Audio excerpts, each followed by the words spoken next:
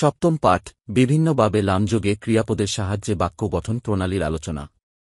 কিছু নতুন শব্দ: অর্নব, শাবাকা, শস, মুদির, কালমুসাফির, আন, النفع، الرزق، الشبع، الخدمة، الطعام، الشكر، الأمر، النهى، الاجتهاد، الإشراك।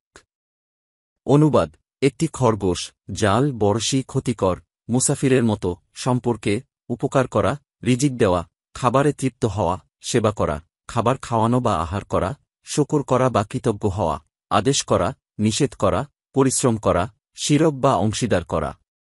অনুশীলনী 1 ما خلق الله الإنسان ليشرك به شيئا بل خلقه لها ليعبده ويسجد له خلق الله كل شيء ليخدم الإنسان وخلق الإنسان ليعبده فكل شيء للإنسان وهو لله أرسل الله رسوله ليخرج الناس من ظلام الشرك إلى نور التوحيد. أيها التاجر الغني، قد رزقك الله المال لتنفقه في سبيل الله ولتنفع به الناس. أمر الإسلام أن يكرم المسلم. অনুবাদ: আল্লাহ তাআলা মানুষকে কোনো বিষয়ে তার দ্বারা অংশীদার করার জন্য সৃষ্টি করেননি, বরং তাকে আল্লাহ তার ইবাদত করার জন্য সৃষ্টি করেছেন ও সে তার জন্য সাজদাহ করবে। আল্লাহ মানুষের সেবা করার জন্য সকল বিষয় সৃষ্টি করেছেন ও তিনি মানুষকে তার ইবাদতের জন্য সৃষ্টি করেছেন, কেননা সকল বিষয় মানুষের জন্য ও সে আল্লাহর জন্য। আল্লাহ তাআলা তার রাসূলকে অংশীদারের অন্ধকার হতে একত্ববাদের আলোতে মানুষদেরকে বের করার জন্য প্রেরণ করলেন। হে ধনী ব্যবসায়ী, অবশ্যই তোমাকে আল্লাহ তাআলা আল্লাহর রাস্তায় খরচ করার জন্য সম্পদ ও মানুষদেরকে তা দ্বারা উপকার করার জন্য রিজিক দান করেছেন। ইসলাম মুসলিমকে সম্মান করতে আদেশ করেন।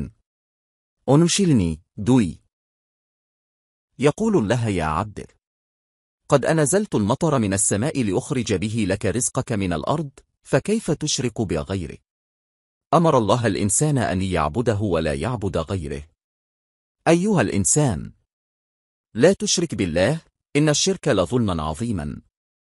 অনুবাদ: আল্লাহ তাআলা বলেন, হে আমার বান্দা বা দাস, অবশ্যই আমি জমিন হতে তোমাদের জন্য রিজিক বের করার জন্য আসমান হতে বৃষ্টি অবতীর্ণ করি, অতঃপর তোমরা কিভাবে আমার সাথে অন্যকে অংশীদার করো। আল্লাহ মানুষকে তার ইবাদত করতে আদেশ করেছেন ও অন্য কারো ইবাদত করার জন্য নয়। হে মানুষ, তুমি আল্লাহর সাথে অংশীদার করো না, নিশ্চয় অংশীদার চরম অত্যাচার।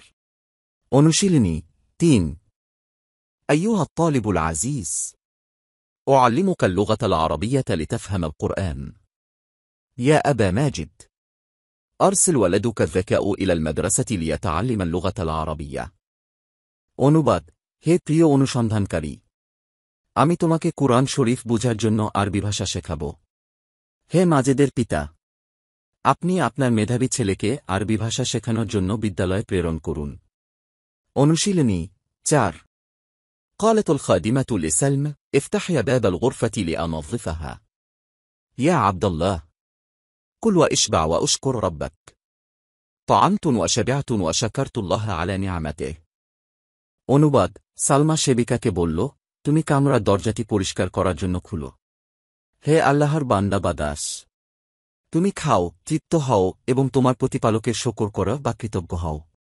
অনুশীলনী 5 لا تمنع أحدا من عبادة الله أخذت يده لأمنعه من الظلم.